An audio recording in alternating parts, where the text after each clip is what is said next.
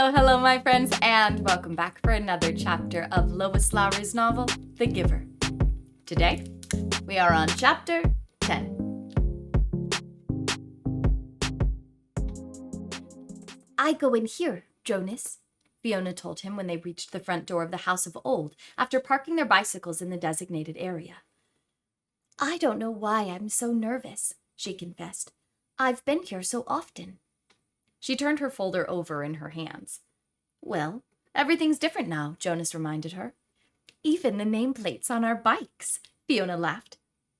During the night, the nameplate of each new 12 had been removed by the maintenance crew and replaced with the style that indicated citizen in training.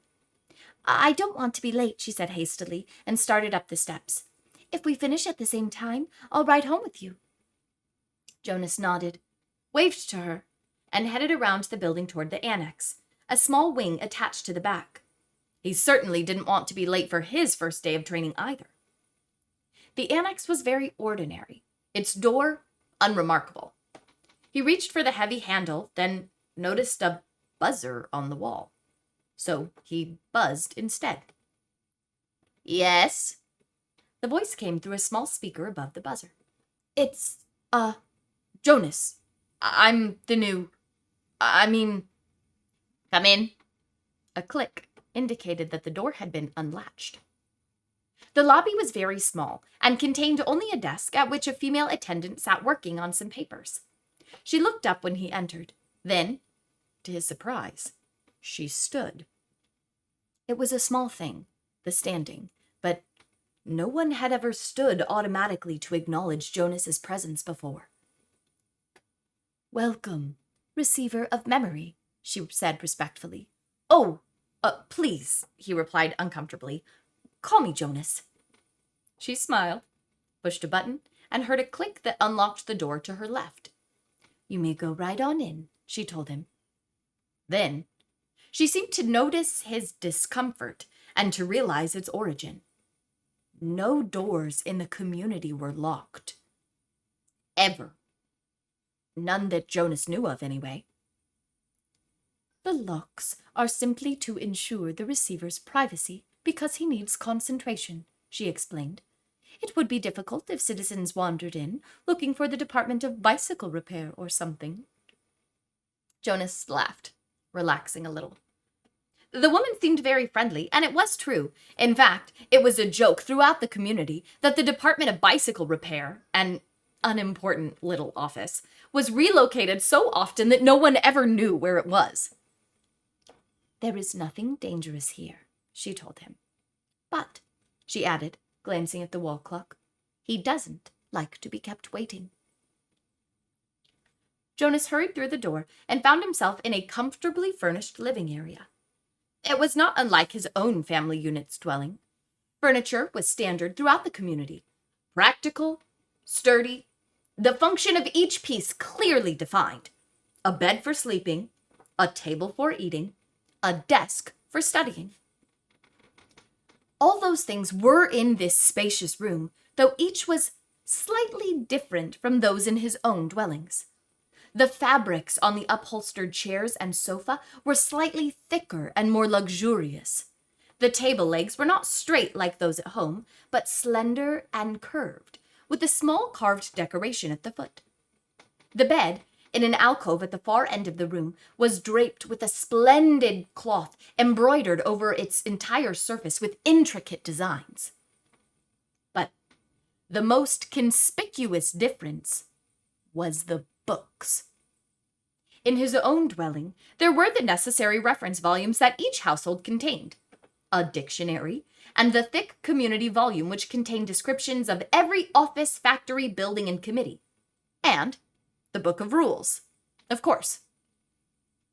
The books in his own dwelling were the only books Jonas had ever seen. He had never known that other books existed. But this room's walls were completely covered by bookcases, filled, which reached to the ceiling. There must have been hundreds, perhaps thousands of books, their titles embossed in shiny letters. Jonas stared at them. He couldn't imagine what the thousands of pages contained. Could there be rules beyond the rules that governed the community? Could there be more descriptions of offices and factories and committees? He had only a second to look around because he was aware that a man sitting in a chair beside the table was watching him. Hastily, he moved forward, stood before the man, bowed slightly, and said, "I'm Jonas." "I know. Welcome, receiver of memory." Jonas recognized the man. He was the elder who had seemed separate from the others at the ceremony, though he was dressed in the same special clothing that only elders wore. Jonas looked self-consciously into the pale eyes that mirrored his own. "Sir, I apologize for my lack of understanding." He waited, but the man did not give the standard accepting of apology response. After a moment, Jonas went on. "But I think," he corrected, reminding himself that if precision of language were ever to be important, it was certainly important now, in the presence of this man. "That you are the receiver of memory. I was only selected yesterday. I'm not anything at all. Not yet." The man looked at him thoughtfully, silently. It was a look that combined interest, curiosity, concern, and perhaps a little sympathy as well. Finally, he spoke. "Beginning today, this moment, at least to me, you are the receiver. I have been the receiver for a long time, a very, very long time. You can see that, can't you?" Jonas nodded. The man was wrinkled, and his eyes, though piercing in their unusual lightness, seemed tired. The flesh around them was darkened into shadowed circles. "I can see that you are very old," Jonas responded with respect. The old were given the highest respect. The man smiled. He touched the sagging flesh on his own face with amusement. "I am not, actually, as old as I look," he told Jonas. "This job has aged me.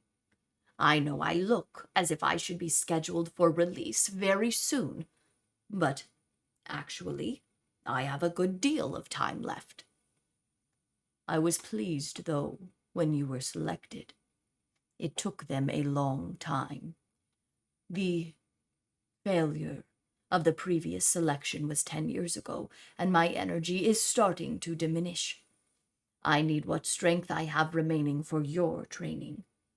We have hard and painful work to do, you and I." "Please, sit down," he said, and gestured towards the nearby chair.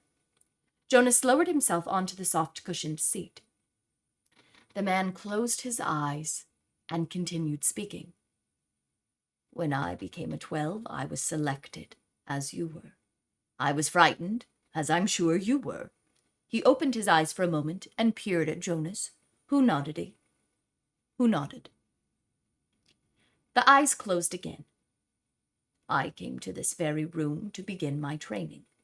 It was such a long time ago. The previous receiver seemed just as old to me as I do to you. He was just as tired as I am today."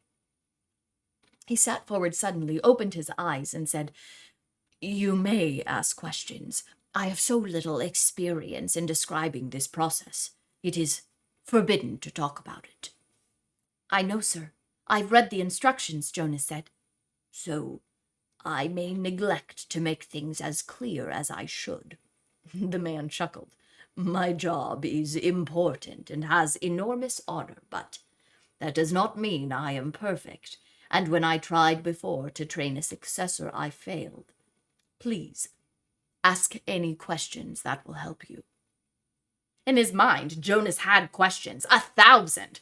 1,000,000 questions. As many questions as there were books lining the walls, but he did not ask one. Not yet. The man sighed, seeming to put his thoughts in order. Then he spoke again. "Simply stated," he said, although it's not really simple at all. My job is to transmit to you all the memories I have within me, memories of the past." "Sir," Jonas said tentatively, "I would be very interested to hear the story of your life, and to listen to your memories." "I apologize for interrupting," he added quickly. The man waved his hand impatiently. "No apologies in this room. We haven't time." "Well," Jonas went on, uncomfortably aware that he might be interrupting again, "I am really interested. I don't mean that I'm not. But I don't exactly understand why it's so important. I could do some adult job in the community, and in my recreation time I could come and listen to the stories from your childhood. I'd like that. Actually," he added, "I've done that already. In the House of the Old. The old like to tell about their childhoods, and it's always fun to listen." The man shook his head. No. I'm not being clear. It is not my past, not my childhood that I must transmit to you." He leaned back, resting his head against the back of his upholstered chair. "It's the memories of the whole world," he said with a sigh. "Before you, before me, before the previous receiver, and generations before him." Jonas frowned. "The whole world?" he asked. I don't understand. Do you mean not just us, not just the community?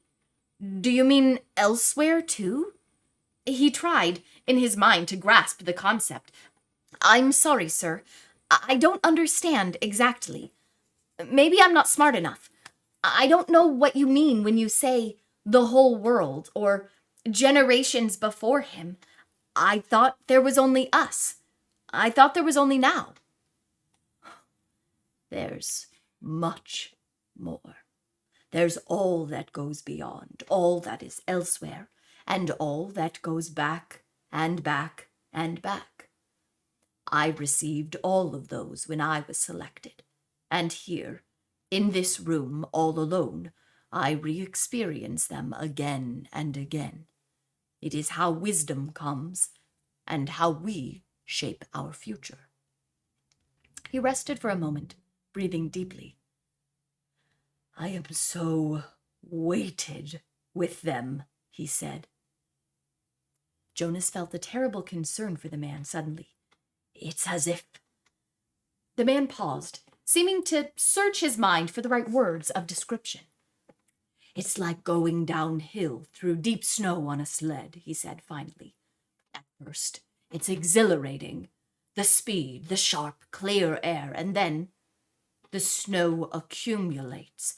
It builds up on the runners, and you slow. You have to push hard to keep going, and—" He shook his head suddenly and peered at Jonas.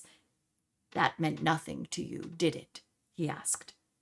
Jonas was confused. "I didn't understand it, sir." "Of course you didn't. You don't know what snow is, do you?" Jonas shook his head. "Or a sled? Runners?" "No, sir," Jonas said. "Downhill? That term means nothing to you?" "Nothing, sir." "Well, it's a place to start. I'd been wondering how to begin. Move to the bed, lie face down. Remove your tunic first." Jonas did so, a little apprehensively. Beneath his bare chest, he felt the soft folds of the magnificent cloth that covered the bed. He watched as the man rose, moved first to the wall where the speaker was. It was the same sort of speaker that occupied a place in every dwelling, but one thing about it was different. This one had a switch, which the man deftly snapped to the end that said off.